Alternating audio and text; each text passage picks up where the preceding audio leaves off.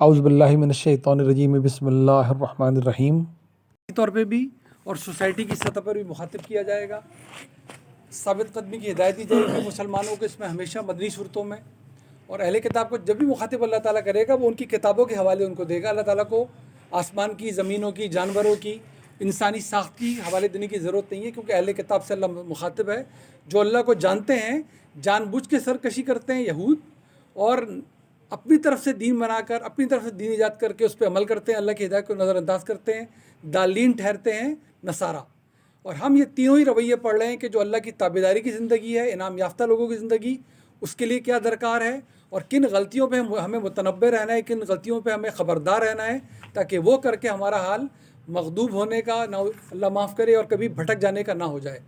سورہ آل عمران میں ہم تمہید کے بعد جو آیت نمبر 33 تک چلی تھی، ہم نے تفصیل سے پڑھا کہ نصارہ کی کیا تاریخ رہی. اللہ تعالیٰ نے کھول کر اپنے آخر نبی رسول صلی اللہ علیہ وسلم کے ذریعے، جو کہ نہ لکھنا جانتے ہیں نہ پڑھنا جانتے ہیں، انہی کی تاریخ کو انہی کے سامنے اللہ تعالیٰ نے ایسے بیان فرمایا، اس تیقن سے بیان فرمایا جو صرف اللہ ہی کر سکتے تھے. یہی معجزہ ہے قرآن کا کہ دیکھو یہ تھے تمہارے باپ دادا، تمہاری تو تاریخ یہ ہے.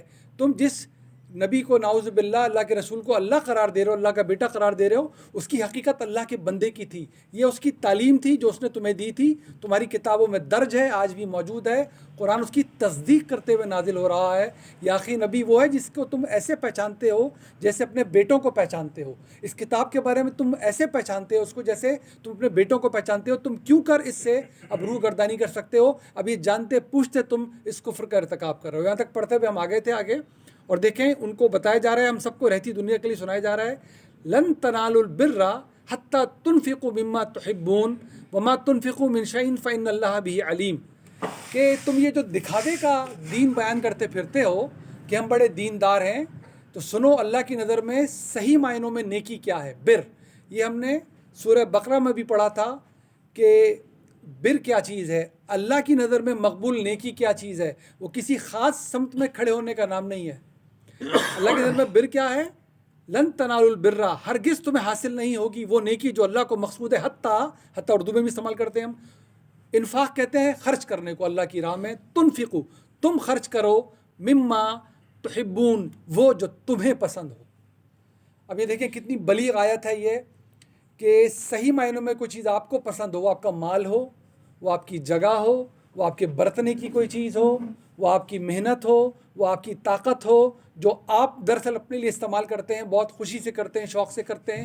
جب وہ اللہ کی خوشنودی کے لیے آپ دوسروں کو دیں گے تو جان لیں کہ اب آپ وہ نیکی کر رہے ہیں، اور اللہ قبول کرے گا اس کو ضرور. اس کو اللہ نیکی کہتا ہے. دکھاوے کے کسی عمل کو اللہ نیکی نہیں کہتا. یہ ہے ایمان کی صحیح معنوں میں شکل، کہ وہ آپ دوسروں کو دیں، وہ دوسروں سے شیئر کر لیں جو صحیح معنوں میں آپ اپنے لیے پسند کرتے ہو. وما تنفقو، کیوں ایسا کیوں؟ وما تنفقو، تم جو کچھ بھی خرچ کرو گے، من شعین، کسی بھی چیز میں سے، فإن اللہ بھی علیم، اللہ اسے خوب جاننے والا ہے.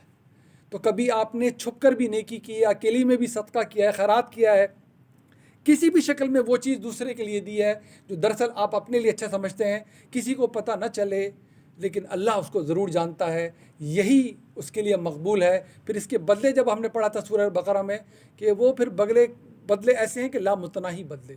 ایک بیج آپ نے بویا، اس سے 7 کوپلیں پھوٹیں، ہر کوپل پہ 100 دانے نکل آئے، یعنی کہ 700 گنا تک تو اللہ تعالیٰ کا. یہاں تک تو میں پہنچاتا ہوں کس کے لیے کتنا؟ جس کا جتنا اخلاق ہے، جس نے وہ چیز دی جو اس کو زیادہ پسند ہے، یہ ہے وہ. اور پھر اس کا پورا طریقہ میں سورہ بقرہ میں سنا دیا تھا کہ کیسے مال خرچ کرنا ہے، احسان کر کے جتانا نہیں ہے.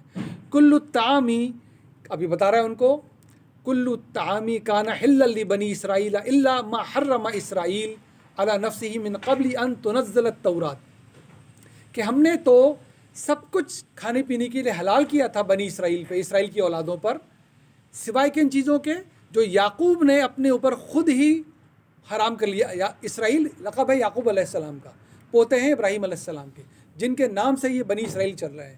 اسرائیل کی اولادیں، اسرائیل کا مطلب ہے عبرانی زبان میں اللہ کا انتہائی عبادت گزار. اسرا عبادت گزار، ایل اللہ عبرانی زبان میں انہی کا لقب تھا یعقوب علیہ السلام کا، کہ یعقوب نے اپنی پسند سے کچھ چیزیں اپنے اوپر روک لی تھیں، علی نفسی، اپنے اوپر، من قبل ان تنزل التوراۃ، تورات کے نازل ہونے سے قبل ہی. قل فأتوا بالتوراۃ فاتلوها ان کنتم صادقین. کیا شاندار آیت ہے. ان سے کہا جا رہا ہے کہ تم جو اعتراض کر رہے ہو اس آخری نبی پہ، کہتے تو تم یہ ہو، یہ وہی دین ہے جو آدم سے چلا ہے، پھر ابراہیم اور موسیٰ اور عیسیٰ سے پہنچتے آخری نبی پہ آیا ہے. جب ایسا ہے تو تم ان چیزوں کو کھانے کے لیے کیوں حلال کر رہے ہو جو ہم نے منع، جو ہمارے پاس منع ہے؟ پھر تو تمہیں وہی منادی کرنی چاہیے تھی کہ جو کچھ بھی اللہ تعالیٰ نے حرام کر دیا یہود پر، تمہیں بھی حرام قرار دینا چاہیے تھا. دراصل یہ نیا دین ہے، وہ یہ کہتے تھے. تعالیٰ کہہ رہا ہے بالکل بھی نیا دین نہیں ہے. دیکھو یہ نبی لکھنا پڑھنا نہیں جانتا، پھر بھی تم سے کہہ رہے ہو اپنی کتاب لا کے سامنے رکھو اور بتاؤ تورات میں کیا لکھا ہوا ہے کہ کیا حرام ہے. وہ وہی نکلے گا جو قرآن میں جس کو حرام کہہ رہا ہے اللہ تعالیٰ. جو نبی بتا رہا ہے حرام ہے، باقی جو کچھ بچ جائے گا وہ ہے جو اپنی پسند ناپسند سے کوئی بھی کر لیتا ہے اپنے اوپر. اس کو آپ تورات کا حکم کہہ کے بیان نہ کریں. دیکھیں کیا تعلیم اللہ تعالیٰ دے رہا ہے کہ ذاتی پسند ناپسند باقی چیزیں ایک طرف، اللہ کی دی ہوئی شریعت جو اس کی کتابوں میں بیان ہوتی ہے، دراصل حکم وہ ہے، ہمیشہ ہی رہا ہے. تعالیٰ کہا میرا نبی تھا، یعقوب تھا، تم اس کی اولاد ہو، اس نے کچھ چیزیں پسند نہیں کی تھی، اپنے لیے نہیں کی، وہ شریعت نہیں بنے گی اس طرح. ہم نے تورات میں تمہیں لکھ کر بتایا تھا. یہ نبی تمہیں جو سنا رہا ہے اس قرآن میں، تم اپنی یا تو سچے ہو تو تورات سامنے لا کے رکھو اور پڑھ کے سناؤ اگر تم سچے ہو کہ تورات میں کیا اس کے علاوہ کچھ لکھا ہوا ہے. بتائیے کتنا بڑا دعویٰ ہے، کتنے کانفیڈنس سے دعویٰ اس وقت بھی کیا گیا ہے کہ اگر وہ لا کے رکھ دیتے، اگر یہ سچے نبی نہیں ہوتے، اگر یہ اللہ کی طرف سے نہ قرآن آ رہا ہوتا تو کیسے اس طرح کا دعویٰ کیا جا سکتا تھا. یہ ہے قرآن کی حقانیت اور یہ اس کی سچائی ہے کہ کس کانفیڈنس کے ساتھ ان کو کہا گیا لاؤ اپنی کتاب لا کے رکھو، اس میں وہی کچھ نکلے گا جو یہ نبی تمہیں قرآن سے سنا رہا ہے. فمن افترا اللہ الکذب. اب اس کے بعد بھی جس نے اللہ پہ جھوٹ باندھا، افطرا جھوٹ کو کہتے ہیں، اللہ کے اوپر کذب جھوٹ کو کہتے ہیں. فمن افترا اللہ الکذب من بعد ذلک. اس کے بعد بھی جو کچھ بتایا جا رہا ہے، فاولئک هم الظالمون. وہی لوگ ہیں ظلم کرنے والے. اتنی بڑی سچائی تو بتا دی، تمہاری کتاب کا تمہیں ریفرنس دے دیا، جاؤ اس کو پڑھ لو، لاؤ اس کو سامنے لا کے رکھ لو، پھر بھی تم جھوٹ باندھتے ہو تو پھر طرح تم ظلم کرنے والے ہو جان بوجھتے اگر تم جھوٹ باندھ رہے ہو اللہ کے اوپر. قل صدق اللہ. ان سے کہیے اللہ نے تو سچ ہی کہا ہے، وہ کہتا ہی سچ ہے. فاتبعوا ملت ابراہیم حنیفا. تمہیں کس کی اتباع کرنی ہے؟ یہی لفظ استعمال کرے گا قرآن، یہی قرآن کے الفاظ ہیں، یہی اس دین کے الفاظ ہیں، اتباع کرنا. فاتبعوا ملت ابراہیم حنیفا. تمہیں تو ابراہیم کے دین پر رہنا ہے، ملت ابراہیم پہ رہنا ہے. ہر مسلمان نے ملت ابراہیم پہ رہنا ہے. یہ اس لیے ملت ابراہیم کہا گیا ہے تاکہ یہود اور نصارہ نہ اس وقت نہ رہتی دنیا تک یہ کہہ سکیں کہ مسلمانوں کا دین کچھ اور ہمارا دین کچھ اور. یہ ایک ہی ابراہیم سے چلا ہوا دین ہے. یہ اسی کی اولاد کی شاخیں ہیں. جو کوئی اپنے آپ کو یہود کہہ رہا ہے، کوئی نصارہ کہہ رہا ہے، کوئی قریش کہہ رہے ہیں، ملت ابراہیم بدلے گی نہیں اور وہ حق پر تھا، وہ یکسو تھا، وہ ہرگز مشرک نہیں تھا. وما کان من المشرکین. اور ابراہیم ہرگز مشرکین میں سے نہیں تھا. یا تو بولو کہ وہ تمہارا باپ ہی نہیں تھا، یا پھر اس دین کو مانو جو دین چھوڑ کر گیا تھا. اب اللہ کا آخری نبی اس دین کو ہر علائش سے پاک کر کے جاری کر کے جا رہا ہے. کتاب اس کی قرآن کی صورت میں چھوڑ کے جا رہا ہے. طریقہ ابراہیم کا جاری کیا ہوا سنت کے طور پہ ہمیشہ کے لیے ہر علائش سے پاک کر کے چھوڑ کے جا رہا ہے. تو یہ ہے ملت ابراہیم. اسی لیے دین کا نام اللہ تعالیٰ نے یا تو اسلام رکھا ہے یا دین ابراہیم رکھا ہے، تاکہ کوئی اس کو یہ نہ کہہ سکے رہتی دنیا تک کہ یہ دین محمد نے کوئی اور دین پیش کر دیا ہے. یہ وہی دین ہے جو آدم سے چلا ہے، آخر نبی تک پہنچا ہے، جس کی منادی پر اللہ تعالیٰ نے ایک باپ کے ذریعے اس کی اولادوں میں جاری کروائی اور وہ تھے ابراہیم علیہ السلام. لہٰذا انا اول البیت وضع للناس. لہٰذا جو پہلا گھر اللہ نے مقرر کیا انسانوں کے لیے، اس سے پہلے بھی اللہ کی عبادت ہمیشہ سے ہوتی رہی، اللہ تعالیٰ نے مقرر کر کے عبادت نہیں کروائی. جس قوم میں جو بھیجا اللہ تعالیٰ نے اس کی عبادت کے طریقے ان میں جاری کیے. یہ دنیا اللہ تعالیٰ نے لپیٹنے کے لیے بنائی ہے، اس کو اپنے منطقی انجام پہ پہنچنا ہے. قیامت واقع ہو کے رہنی ہے. وہ وقت آیا تھا جب اللہ تعالیٰ نے اب میں نے پھیلا بہت دی یہ دنیا، اب اس کو سمیٹنے کا ڈیزائن شروع کرو. وہ سمیٹنے کا ڈیزائن جب شروع کیا گیا تو ابراہیم علیہ السلام کو اللہ تعالیٰ نے دنیا میں بھیجا ہے. جب ان کو بھیجا ہے تو اعلان کیا ہے کہ ابراہیم اس سے پہلے جو بھی نبی اور رسول آتے رہے، آج کے بعد کوئی نبی اور رسول تمہاری اولادوں سے باہر نہیں آئے گا. لہٰذا یہ ملت ابراہیم ہے جو قیامت تک چلنی ہے، اور اب یہ امت محمد ہے جو قیامت تک چلنی ہے. وہی ابراہیم کا دین جس میں علائشیں اور جس میں آلودگی شامل ہوئی تھی، اللہ تعالیٰ نے ہر آلودگی سے پاک کر کے، کیونکہ نبی کوئی آنے نہیں ہے، رسول اب رہتی دنیا تک کوئی آنے نہیں ہے، اللہ تعالیٰ نے 100% محفوظ کر کے چھوڑا ہے. اور قرآن ہمارے گھروں میں موجود ہے. ہمیں 100% علم سے اپنی وابستگی کو ہم نے بڑھانا ہے. لہذا ان اول بیت، پہلا گھر اللہ کا، وضع جو مقرر کیا گیا، للناس لوگوں کے لیے، وہ کون سا تھا؟ للذی ببکۃ مبارکا وہدی للعالمین. وہ دراصل بکہ تھا، بہت ہی مبارک برکت والا، جو ہدایت ہے تمام عالمین کے لیے. بکہ مکہ کا پرانا نام. یہ وہی بکہ ہے جسے انہوں نے تحریف کر کے بنایا ہے بکا. یعنی کہ وادی بکا، رونے والی وادی، جس آپ کو پتہ ہے وہ اپنا گریہ، دیواری گریہ بنا رکھی ہے، وہاں جا کے آہوزاری کرتے ہیں یہود، اور وہاں جا کے اپنی گریہ کی عبادت کرتے ہیں. تو دراصل وہ بگاڑا ہوا نام ہے جو اللہ تعالیٰ نے سیدھا کر کے بتایا. یہاں مکہ لکھ سکتا تھا اللہ، لیکن ان کو ہمیشہ کے لیے یاد دلانے کے لیے کہ اللہ جانتا ہے تم جو تعریفیں کرتے ہو، یہ وہی بکہ ہے جو بکہ کہلاتا تھا. ابراہیم نے دیا تھا نا، ابراہیم جس کی تم اولادیں ہو، ابراہیم زبان بولتا تھا نا. عربی تو بعد میں عربی والوں نے بولنی، اس زمانے کے اس علاقے کے لوگ بولتے ہیں. یہ بکہ وہی ہے جو یہ مکہ کہلایا جا رہا ہے. تم اچھی طرح جانتے ہو، تمہارے پاس لکھا ہوا بھی تھا، ابراہیم نے تمہیں بھی بتایا تھا، تم نے اس کو بگاڑ کے بکا بنایا ہے. جو کہتے تھے ہم الفاظ بگاڑتے ہیں، الفاظ کو جگہ سے ہٹاتے ہیں، آج بھی انہوں نے وادی بکا ہی نام رکھا ہوا ہے. اللہ تعالیٰ کہہ رہا ہے للذی ببکۃ مبارکا وحدا للعالمین، یہی تھا وہ مکہ، یعنی کہ یہی وہ مکہ تھا، یہی اللہ کا پہلا گھر تھا. ابراہیم نے اور کون سا گھر پہلے بنایا تھا؟ اس نے اپنے بڑے بیٹے کے ساتھ مل کر اسی کعبے کی دیواریں اونچی کی تھی، اسی کو اللہ کا پہلا گھر قرار دیا تھا. بعد میں وہ مسجد اس نے وہاں بنائی ہے دوسرے بیٹے کے ساتھ. وہ ضرور اللہ کا ہی بنایا ہوا گھر ہے، یہ اللہ کا پہلا گھر ہے، قیامت تک چھوڑا اللہ تعالیٰ نے نشانی کے طور پہ. فیہ آیات بینات مقام ابراہیم، یہی تو اللہ تعالیٰ کی وہ نشانی ہے جس کو تم مقام ابراہیم کہتے ہو. یہی وہ گھر ہے، واضح نشانی ہے. آج بھی ہمارے بچے جاتے ہیں، عمروں پہ جاتے ہیں، حج پہ جاتے ہیں، دیکھ کر اپنی آنکھوں سے آتے ہیں. یہ قرآن ایسے ہی ہمیں ہزاروں میٹر دور، کلومیٹر دور بیٹھ کے نہیں کہانی سنا رہا. وہ جگہیں موجود ہیں، وہ گھر موجود ہے. دیکھو مسلمان جوک در جوک جاتے ہیں، اس کا طواف کرتے ہیں، وہاں جا کے اپنا ہاتھ اللہ کے ہاتھ میں دے کر آتے ہیں، اعلان کر کے آتے ہیں جان چلی جائے تو چلی جائے، ہمارا ایمان نہیں جائے گا. یہی مقام ابراہیم ہے. ومن دخلہ کان آمنا، جو بھی اس گھر میں داخل ہوگا اس کو امن حاصل ہوا. وللہ علی الناس حج البیت، اور پھر اللہ کے لیے ہی سارے لوگ اس حج کرتے ہیں اس گھر کا. من استطاع الیہ سبیلا، جس کو بھی استطاعت ملتی ہے اس راستے پہ جانے کے لیے. اللہ کی کمال مہربانی، ہم سب لوگ بیٹھے ہیں، جو جا چکے ہیں، جو نہیں گیا اللہ اس کو لے کر جائے. لہٰذا یہ وہی گھر ہے، اللہ بتا رہا ہے یہ وہی نشانی ہے. تم بھی دیکھ لو اے یہود اور نصارہ، تمہارے باپ ابراہیم کا قائم کیا ہوا یہ گھر ہے، اسی نے اس کو، ہم نے اس کے ذریعے اس کو قبلہ بنا کے چھوڑا تھا تمام انسانیت کے لیے. یہی مقام ابراہیم ہے، یہ امن والی جگہ ہے. جو بھی یہاں پر جاتا ہے اس کو امن حاصل ہوتا ہے. لہذا جس میں استطاعت ہو وہ اس سفر پہ جائے. ومن کفر فإن اللہ غنی عن العالمین، پھر بھی جو جان بوجھ کر اتنی وضاحت کے بعد، اتنی نشانیوں کے بعد جو انکار کرتا ہے، فإن اللہ، جان لے بے شک اللہ غنی عن العالمین ہے، اللہ ہر کسی سے، ہر احتیاج سے پاک ہے. اس کو پورے عالمین میں سے کسی سے کوئی احتیاج نہیں ہے. ایک بندہ بھی نہ جائے، ایک بندہ بھی ایمان لے کر نہ آئے، ایک بندہ بھی سجدہ اسے نہ کرے، ایک بندہ بھی اس کے گھر کی طرف نہ جائے، اللہ کو کوئی فرق نہیں پڑتا. ہم جاتے ہیں تو ہماری خوش قسمتی ہے کہ ہم اس مسجد میں جا کے حاضر ہوتا ہے. دنیا کی لاکھوں کروڑوں مسجدیں، ان کی سامنے کی دیوار اس مقام ابراہیم کو فیس کرتی ہے، وہ قبلہ جب کہلاتی ہے. ہم میں سے کوئی بھی پوری دنیا میں مسلمان کھڑا ہوتا ہے، سیدھا اعلان کر ہوتا ہے میں نے پہچان لیا کہ ہمارے ابراہیم علیہ السلام نے کیا گھر بنایا تھا، آخری نبی بھی اسی گھر کی طرف ہمیں موڑ کر رخ کر کے ہمارا گیا ہے. ہم دنیا کے کسی کونے میں جا کے کھڑے ہو جائیں، ہمارا رخ جب ہم اللہ کے سجدہ ریز ہوتے ہیں تو اس مقام ابراہیم کی طرف ہمارا، اس مسجد الحرم کی طرف ہمارا رخ ہو جاتا ہے. پھر بھی کوئی نہیں کرتا. اللہ غنی عن العالمین ہے، اللہ کو ہماری عبادتوں کی ضرورت نہیں ہے، ہمیں اس کی عبادت کرنے کی ضرورت ہے. قل، کہیے ان سے، یا اہل الکتاب، اے اہل کتاب، اے یہود اور نصارہ، لما تکفرون بآیات اللہ واللہ شہید علی ما تعملون، تم کیوں کر اللہ کی آیتوں کا انکار کرتے ہو؟ اللہ تو گواہ ہے اس پر جو کچھ تم کرتے ہو.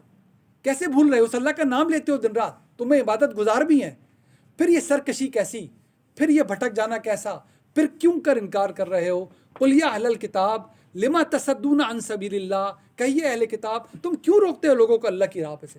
دیکھیں ابھی تک یہ موقع دیا جا رہا ہے، کس درد مندی سے بلایا جا رہا ہے کہ تم جانتے تو ہو، تم جانتے ہو تو پھر یہ حرکتیں کیا کر رہے ہو؟ لما تصدون عن سبیل اللہ، کیوں روکتے ہو اللہ کے راستے سے لوگوں کو؟ من آمن تبغون عوجا، جو کوئی ایمان لاتا ہے، تبغونا تم ڈھونڈ رہے ہو کہ کسی طرح کوئی ٹیڑھ پیدا کر دی جائے. عوج کہتے ہیں ٹیڑھا کر دینا کسی کو. وانتم شہداء، اور تم جانتے ہو، تم گواہ ہو اس بات پر. یہ قریش یہ بات کرتے سمجھ میں آتا، 2600-2700 سال سے کوئی انہوں نے نبی رسول دیکھا نہیں ہے. تم تو وہ ہو جنہوں نے نبی اور رسول دیکھے ہیں، اللہ کی کتابیں دیکھی ہیں. تم اپنے آپ کو کہتے ہی ہو اہل کتاب ہو، پھر تمہارا رویہ کیا ہے؟ تم کیوں کر محنت اس بات کی کرتے ہو کہ دین میں ٹیڑھ پیدا کی جائے؟ وَمَا اللَّهُ بِغَافِلٍ عَمَّا تَعْمَلُونَ، اللہ ہرگز غافل نہیں اس سے جو کچھ تم عمل کرتے ہو. یا ایھا الذین آمنو، اے ایمان والو، ان تطیعوا فریقا من الذین اوتوا الکتاب یردوکم بعد ایمانکم کافرین، کہ اب اگر تم اطاعت کرو گے کسی بھی ان میں سے کسی بھی گروہ کی، ان اہل کتاب میں سے، تو ہوگا کیا؟ جن کو ہم نے کتاب دی تھی، یردوکم، یہ تمہیں پلٹا کے چھوڑیں گے، بعد ایمانکم، تمہارے ایمان لانے کے بعد، کافرین، تمہیں کفر پہ پلٹا کے چھوڑیں گے۔ سورہ آل عمران اب داخل ہو رہی ہے کیونکہ مدنی صورت ہے، اس نے تمہید کے بعد اہل کتاب کو مخاطب کر لیا تھا، ان کے بارے میں سب کچھ بتانے کے بعد اب اس نے کیونکہ مسلمانوں کو بھی مخاطب کرنا ہے تو اب یہاں سے آگے اب مسلمانوں کو مخاطب کرے گی، لہجہ بھی بدل لیا، الفاظ بھی بدل دیے۔ اب تک اہل کتاب اہل کتاب اہل کتاب چلے جا رہے تھے، آیت نمبر 100 سے یا ایھا الذین آمنو، اے ایمان والو، اگر تم نے، ان تطیعو، ان جب بھی آئے قرآن میں زیادہ تر اگر کے لیے استعمال ہوتا ہے، ان تطیعو اطاعت، ان تطیعو اگر تم اطاعت کرو گے، فریقم، فریق ہم بھی کہتے ہیں ایک حصے کی، من الذین اوتوا الکتاب، کسی بھی ایسے گروپ کی جس کو کتاب دی گئی ہے، یردوکم، یہ تمہیں پلٹا کے چھوڑے گا، بعد ایمانکم کافرین، ایمان سے پلٹائے گا تمہارے ایمان کے بعد، تمہیں کفر کرنے والوں میں سے چھوڑے گا۔ وَكَيْفَ، کیفا کیسے ہو سکتا ہے، وَكَيْفَ تَكْفُرُونَ، تم کیوں کر کفر کر سکتے ہو، وَأَنْتُمْ تُتْلَى عَلَيْكُمْ، جبکہ تمہارے اوپر تتلا علیکم، تلاوت کی جاتی ہے اللہ کی آیات، آیات اللہ، وفیکم رسولہ، اور تمہارے اندر اللہ کا رسول موجود ہے۔ آج کے مسلمان کو کیا کہا جائے؟ وَكَيْفَ تَكْفُرُونَ وَأَنْتُمْ تُتْلَى عَلَيْكُمْ آیَاتُ اللَّهِ وَفِيكُمْ رَسُولُ، تو نہیں کہا جائے گا، آج ہم پڑھیں گے، اس وقت مخاطب کیا جا رہا ہے، یہ ہے ہمارے درمیان موجود ہے، آج بھی اللہ کی آیات ہمارے درمیان آج بھی موجود ہیں۔ کیسے ہم بھٹک سکتے ہیں؟ کیسے ہمارے اندر کوئی بھی ٹیڑھ پن آ سکتا ہے؟ کیسے ہمارے اندر کوئی بھی کفر کی بات آ سکتی ہے جب کہ ہم قرآن کی تلاوت کرتے ہوں؟ مطلب کیا ہے اس تلاوت کا؟ جب ہم سمجھتے ہیں اس کو، جب ان بیانات کو ہم سمجھ رہے ہیں، تو اس کی موجودگی میں کیسے ہمارے اندر کوئی بھی ٹیڑھ، کوئی بھی غلط بات آ سکتی ہے؟ اور یہ رسول وہی ہیں جو اپنے قائم مقام کے طور پہ اس قرآن کو ہمیشہ کے لیے محفوظ چھوڑ کر گئے ہیں۔ جب تک رسول تھے، قرآن اور رسول تھے، ان کے جانے کے بعد قرآن ہے اور ان کی سنت جاری و ساری ہے، اور پڑھانے والے ہیں سر آنکھوں پہ ہمارے ہیں، اس دنیا میں جو خدمت کرتے ہیں، جو ہمارے لیے ترجمے کرتے ہیں، جو ہمیں تفسیریں سکھاتے ہیں، جو ہمیں کام کرنا سکھاتے ہیں، وہ علماء کرام، ہر نسل نے اپنا حصہ اس میں ڈالا ہے، یہاں تک ہم کو پہنچایا ہے۔ ہم کیپیسٹی بلڈنگ کرنے بیٹھتے ہیں کہ تم کیوں کر سکتے ہو، تمہارے اندر تو اللہ کے بعد اللہ کی آیت تمہارے پاس آ رہی ہے، پڑھ کے تمہیں سنائی جا رہی ہیں، رسول تمہارے درمیان موجود ہیں۔ وَمَن يَعْتَصِم بِاللَّهِ، اب جس کسی نے بھی اس کو مضبوطی سے پکڑ لیا ہے، اللہ کے اس رشتے کو، اس رسی کو، کس کو؟ جب بات کی جا رہی ہے قرآن اور رسول کو، فقط ہدی الی صراط مستقیم، وہ ضرور صراط مستقیم حاصل کر لے گا، اس کو ہدایت مل جائے گی صراط مستقیم کی۔ دیکھیں کتنی واضح بات ہے، اس میں مزید کسی انفرنس کی کوئی ضرورت ہی نہیں ہے۔ کیسا اس کا مضمون ٹپکا پڑ رہا ہے، اللہ کے رسول موجود ہیں، قرآن نازل ہو رہا ہے، اس وقت 5 چیزوں میں سے جن میں ایمان چاہیے، 3 تو نہ جب دیکھی جا سکتی تھی نہ اب دیکھی جا سکتی ہے، نہ اللہ، نہ فرشتے، نہ آخرت۔ ایمان میں سے صرف 2 چیزیں دیکھی جا سکتی ہیں جب قرآن نازل ہو رہا ہے، ایک قرآن اور ایک اللہ کا آخری رسول۔ اور ان کے دنیا تک تشریف لے جانے کے بعد کیا صرف ہم دیکھ سکتے ہیں؟ نہ قیامت، نہ فرشتے، نہ اللہ، نہ اس کے انبیاء۔ اب ہم ان چاروں کو پہچانیں گے تو قرآن کے ذریعے پہچانیں گے۔ ایمان کا ستون جو جگمگاتا ہوا محفوظ موجود ہے، وہ اب قرآن ہے، تو جو پکڑے گا اس کو وہی صراط مستقیم پہ جائے گا۔ اور دیکھیں کیسے اور واضح کرنے والا، یا ایھا الذین آمنو، اے ایمان والو، اتقوا اللہ، تقوی اختیار کرو اللہ کا، حق تقاتہ، جو حق ہے اس کے تقوی کا، اس کے تقوی کا کیا حق ہے؟ ولا تموتن الا وانتم مسلمون، تمہیں موت نہ آئے سوائے اس کے کہ تمہاری گردن اللہ کی تابعداری میں جھکی ہوئی ہو۔ تمہیں موت تک یہ تقوی اختیار کرنا ہے۔ ہم بار بار تقوی کے گزر جاتے ہیں، تقوی اس یقین کا نام ہے کہ اللہ ہر وقت مجھے دیکھ رہا ہے، میری نیکی پوری دنیا کی نظروں سے چھپ جائے، میرے اللہ کے پاس محفوظ ہو گئی، اس کا بدلہ محفوظ ہو گیا۔ اور اگر میں کتنے بھی پاتال میں جا کے گناہ کر لوں، برائی کر لوں، وہ میرے اللہ سے نہیں چھپ سکتی۔ اس یقین کا نام تقوی ہے۔ اس یقین کا نام تقوی ہے کہ آخرت آنی ہے، اور اس دن نبی کے بیٹے کو بھی اس بات پر نہیں چھوڑا جائے گا کہ وہ نبی کا بیٹا ہے، اس دن نبی کے باپ کو بھی اس بات پر نہیں چھوڑا جائے گا کہ وہ نبی کا باپ ہے۔ اعلان کر کے قرآن نے سنا دیا آپ کو کہ میں نے نبی کی آنکھوں کے سامنے اس کے بیٹے کو مارا، اور اس نے جب بولا میرا بیٹا مارا تو اس نے کہا تمہارا بیٹا میں نہیں مانتا، اس کے اعمال ٹھیک نہیں تھے۔ ہم میں سے کسی کے باپ نبی نہیں ہے۔ ہم کس مغالطے میں یہ دنیا گزار رہے ہیں، اور اگر ہم گزار رہے ہیں تو ہماری اولاد کس مغالطے میں دنیا گزار رہی ہے؟ وہاں پر میرٹ چلانا ہے اللہ تعالیٰ نے، قائم بالقسط ہے وہ۔ لہذا یا ایھاالذین آمنوا اتقوا اللہ حق تقاتہ ولا تموتن الا وانتم مسلمون، اللہ کے تقوی کے ساتھ تمہیں زندہ رہنا ہے، جو اس کا حق ہے۔ اس کا حق کیا ہے؟ صرف دکھاوے کا تقوی نہیں، سب دیکھ رہے ہیں تو نماز، اور کوئی نہیں دیکھ رہا ہے تو جو دل چاہے کروں، یہ تقوی کا حق نہیں ہے۔ تقوی کا حق ہے جو میری جلوت ہو وہی میری خلوت ہو، جو میرا ایمان سب کے سامنے ہو، میرے اکیلے کا ایمان بھی وہی ایمان ہو، تو یہ تقوی کا حق ادا ہوگا۔ اور رمضان اس کی ٹریننگ ہے کہ کوئی نہیں بھی دیکھ رہا تو میں پانی نہیں پی رہا۔ دراصل اسی لیے اس تقوی کی ٹریننگ قرار اس کو دیا گیا ہے کہ کسی بھی درجے کا مسلمان ہو جو روزہ رکھتا ہے تو چھپ کر پانی نہیں پیتا، کھانا نہیں کھاتا، یہاں سے اس کو پتہ چلتا ہے کہ میرا اللہ میری نگرانی کر رہا ہے، تو میں موت نہ آئے، آخری سانس تک لے کے جانا ہے۔ بائی دا وے یہ وہ آیت ہے، ماشاءاللہ سب جن کے نکاح ہو چکے ہیں ان کو یاد آ جائے کہ یہ آیت ان کو سنائی گئی تھی، اور جن کے ہوں گے وہ بھی سن لیں کہ ان کے نکاح پہ سنائی جائے گی ان کو۔ تو میاں بیوی کو پہلا درس یہ دیا جا رہا ہے کہ تم اچھے میاں بیوی جب ہی بن سکتے ہو، تم اچھے انسان بھی جب بن سکتے ہو، تم اچھے آفیسر اور اچھے سب آرڈینیٹ بھی جب بن سکتے ہو، تم اچھے خدمت گزار بھی جب بن سکتے ہو، باپ اور بیٹے بن سکتے ہو جب تمہیں اللہ کا تقوی حاصل ہو، ورنہ تو کچھ بھی نہیں ہو سکتا۔ آپ نے تقوی اللہ کا ہٹا لیا اور پھر کسی کو طاقت دے دی اور پھر کسی کو علم دے دیا، سراسر بربادی پہ جاتا ہے ہمیشہ۔ حکمت ہی ختم کر دی، جس کی زندگی میں اللہ نہیں اس کی زندگی میں پھر تو جانوروں میں اس میں فرق کیا رہ گیا؟ لہٰذا اس کی حفاظت کرنی ہے اس ایمان کی۔ ولا تموتن الا وانتم مسلمون واعتصموا بحبل اللہ، پکڑو اللہ کی رسی کو بہت مضبوطی سے، جمیعا ولا تفرقوا، سب کے سب تم سب کے سب اس رسی کو مضبوطی سے پکڑ لو اور ہرگز جدا نہ ہو جانا، فرقوں میں نہ بڑھ جانا۔ وذکروا، یاد کرو، نعمت اللہ، اللہ کی نعمت کو، علیکم، تم پر ہوئی تھی۔ کیا ہوئی اللہ کی نعمت؟ اذ کنتم اعداء، تم ایک دوسرے کے اردو ہم بھی کہتے ہیں اردو میں دشمن ہوا کرتے تھے۔ فالف بین قلوبکم فاصبحتم بنعمتہ اخوانا وکنتم علی شفا حفرۃ من النار فانقذکم منہا کذالک یبین اللہ لکم آیاتہ لعلکم تہتدون۔ تم تو دشمن ہوا کرتے تھے، اس نے کس مہربانی سے فالفا، تمہارے درمیان الفت پیدا کر دی، بین قلوبکم، تمہارے دلوں میں ایک دوسرے کی الفت، تمہیں کیا بنا دیا؟ ایک دوسرے کا بھائی۔ وکنتم، لیکن اس سے پہلے کیا تھا کہ تم تو کنارے پر کھڑے تھے آگ کے گڑھے کے، فانقذکم منہا، تمہیں اللہ نے بچا لیا اس گڑھے میں گرنے سے۔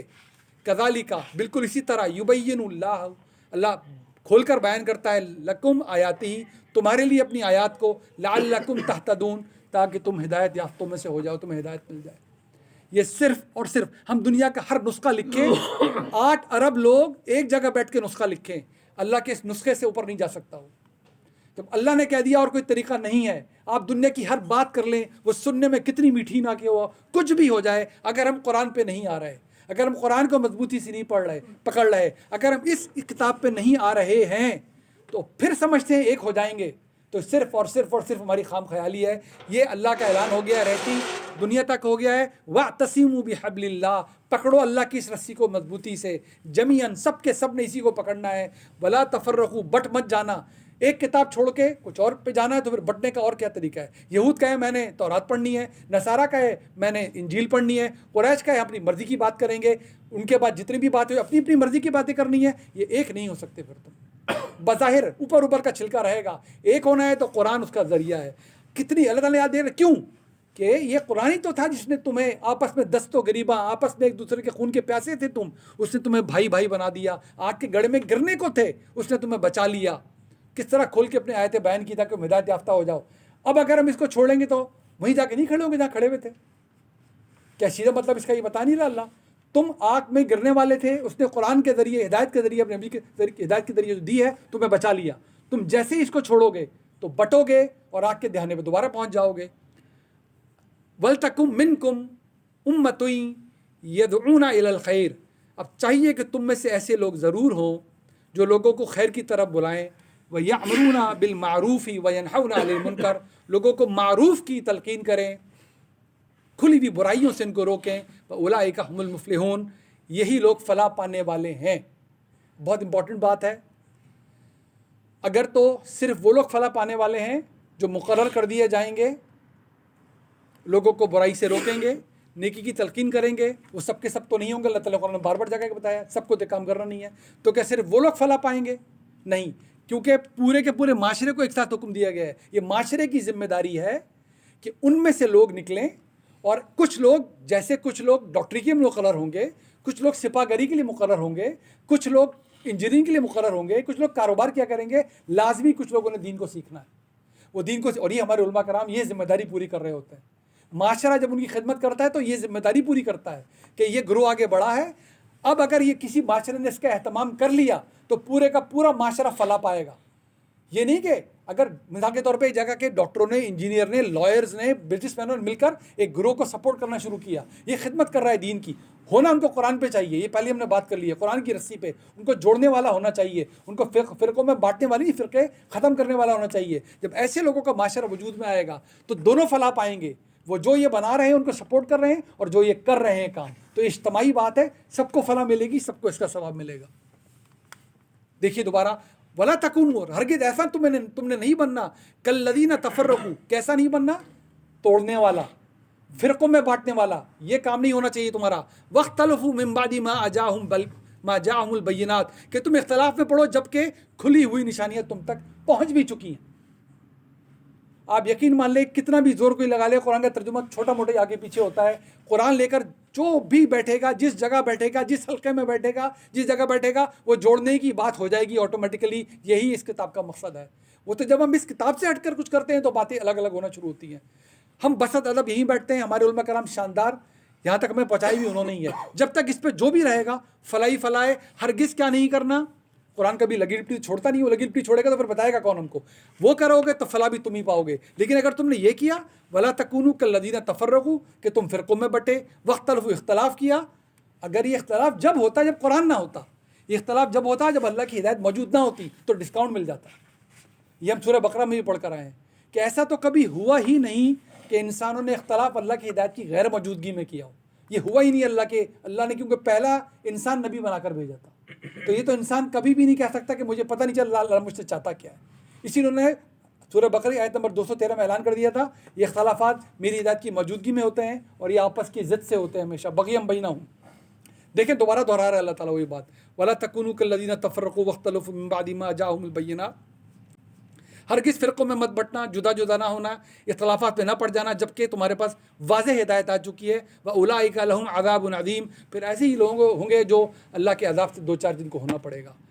یوما, کیوں کہ کب تک زندہ رہ جاؤ گے, یہ سب کچھ کر کے کب تک زندگی چلا لو گے. وہ دن تو آئے گا, یوما تبیض وجوہ وتسود وجوہ, وہ دن آئے گا جب کچھ چہرے چمکتے ہوں گے اور کچھ چہروں پہ سیاہی چھا رہی ہوگی. کوئی ہم میں سے مغالطے میں نہ رہے. کوئی نہیں بیٹھا ہوا ہے اس کا جس کے پردادا اور چاروں دادا نانا صاحب بیٹھے ہوئے یہاں پر. ہمارے گھروں میں یہ ہو چکا, ہمارے فرسٹ ڈگری ریلیٹیو اس دنیا سے جا چکے, ہم کس خام خیالی میں ہیں. وہ دن پھر برپا ہوگا کہ جب کچھ چہرے چمکتے ہوئے ہوں گے اور کچھ پہ سیاہی چھاری ہوگی. کون ہوں گے سیاہی والے؟ فَأَمَّا الَّذِينَ اسْوَدَّتْ وُجُوهُهُمْ أَكَفَرْتُمْ بَعْدَ ایمانکم فَذُوقُوا الْعَذَابَ بِمَا كُنْتُمْ تَكْفُرُونَ. یہ سیاہ چہرے ان کے ہوں گے جو کہ جنہوں نے کفر کیا تھا, کس کے بعد, جبکہ ایمان ان تک پہنچ بھی چکا تھا. اب چکھو, فذوقوا, ذائقہ چکھو عذاب کا, فذوقوا العذاب بما کنتم تکفرون, کیوں, اس کے بدلے میں جو کچھ تم انکار کرتے ہوئے آئے ہو.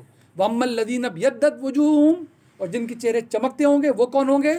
ففی رحمت اللہ, وہ پھر یہ ہے اللہ کی رحمت. ہم فیہا خالدون, اور جو یہ نہیں کریں گے, جو اللہ کی بینات اس کی آیات سے جڑ کر آئیں گے, وہ تفرقوں میں نہیں پڑیں گے, اللہ کی کتاب سے وابستہ ہوں گے, اختلافات کو ختم کریں گے, پھر انہی کے چہرے چمکیں گے اس دن. یہی اللہ کی رحمت ہوگی ان پر, اور وہ ان رحمتوں میں یعنی کہ ان جنتوں میں پھر ہمیشہ رہیں گے. تلکا آیات اللہ, یہ ہے اللہ کی آیات جو ہم قرآن میں پڑھتے ہیں. یہ نتلوہ علیک بالحق, جو تم پہ بالکل حق کے ساتھ تلاوت کی جا رہی ہیں. قرآن میں آپ پورا قرآن پڑھیں گے, اتنا ہم پڑھ بھی چکے اللہ کی کمال مہربانی سے. اس کی مہربانی کی آیت بھی اگر ہم نے سمجھی ہے اس پوری ادنا سی کوشش میں, قرآن میں لفظ تلاوت بغیر سمجھے کبھی استعمال نہیں ہوگا. میں بار بار آپ سے عرض کرتا ہوں, قرآن خالی اس بات سے کہ لفظ تلاوت بولے اور صرف تلاوت بول کے گزر جائے آگے سے. تلکا آیات اللہ نتلوہا علیک بالحق, یہ بالکل سچائی کے ساتھ آیات تم کو سنائی جا رہی ہیں. بتائیے اگر میں سمجھ ہی نہیں رہا تو مجھے سچائی سے کیا واسطہ, مجھے کیا پتا کیا سنایا جا رہا ہے, سچ ہے کہ نہیں سچ ہے, اگر میں سمجھ ہی نہیں پاؤں گا اس کو. تو یہ کنسسٹنٹ ہے, کوئی ایک جگہ نہیں نکال کے دکھا سکتی کہ لفظ تلاوت استعمال ہوا ہے, بھلے وہ ناؤن میں استعمال ہوا ہو, اسم میں, یا ورب کے طور پہ استعمال کیا جائے فعل میں, اور اس کا کوئی مطلب نہ سمجھانے کی کوشش کی جائے, یا اس کے جواب میں مطلب نہ پوچھا جائے پلٹ کے مخاطبین سے. तिलका आयातुल्लाहि नतलूहा अलैका। इसीलिए हमने कुरान शुरू करना है, इस रमज़ान में ख़त्म नहीं करना। अब हम शुरू कर लें, जितनी भी ज़िंदगी ले दीदी इस नीयत से पढ़ेंगे, अल्लाह हम समझने की कोशिश करेंगे। बिलहक़, बिल्कुल हक़ के साथ तिलावत की जा रही है तुम्हारे ऊपर।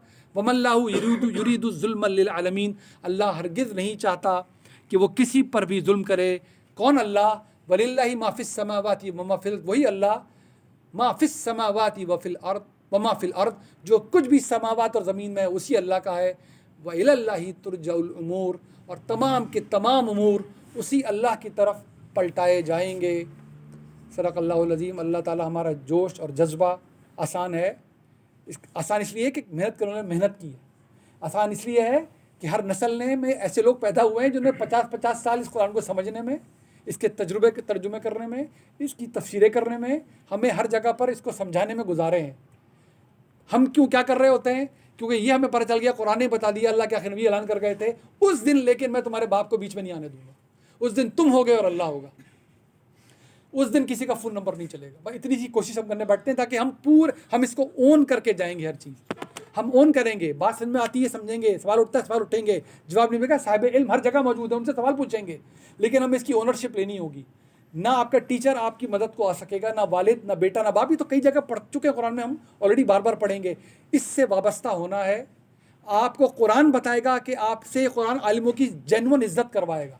मैं बार बार अर्ज़ करता हूँ आपसे, हम इसको उल्टा घुमाते हैं ग्राफ को। ये आप पढ़ना शुरू करें, आप देखिए आपकी ताज़ीम और हुर्मत और आपकी निस्बत और आपकी सही मानों में अक़ीदत उलमा से कैसे बढ़ेगी। ये पहचान करवाएगा आपको, ये है जो तुम्हें दीन की तरफ बुला रहा है, ये है जो दाएँ बाएँ हो रहा है। हमारे बच्चों को पूरे दुनिया से साबका पड़ रहा है। अब ये फ़ोन हाथ में लेके घूम रहे हैं। ज़रूरी नहीं कि आपकी पसंद के, आपके एतमाद के आलिम को ज़िंदगी पर चुनेंगे। जाने कब कौन बीच में आ जाएगा और क्या बोल दिया करेगा, हमें तो कभी पता नहीं चलेगा क्या बात ठीक है क्या गलत है। वो ये है कुरान, इससे वाबस्ता होना है। उन्हीं की लिए मेहनत है। रमज़ानों में हमने बस ये कोशिश करनी है इंशाअल्लाह ताला, हम अपनी वो जो तिलावत करते हैं करें, अपने ज़ौक़ पूरे करें, लेकिन कुछ टाइम मख्तस कर दें, एक नमाज के साथ नत्थी कर लें कि हमने 5 मिनट समझने के लिए भी बैठना है इंशाअल्लाह ताला। अल्लाह हमसे मुखातिब है, लोगों ने मेहनत कर दी, अपनी पसंद में तर्जुमा उठाएं, अपने एतमाद के आलिम में तर्जुमा उठाएं ज़रूर, पढ़ें ज़रूर। और हम भी इंशाअल्लाह ताला 7 तारीख को दोबारा बैठेंगे इंशाअल्लाह, और फिर ईद के बाद दोबारा शुरू करेंगे। दुआ में याद रखिए। अस्सलाम वालेकुम वरहमतुल्लाहि वबरकातुहू। अभी हुआ ना लाहौर में, एक मौलवी साहब जो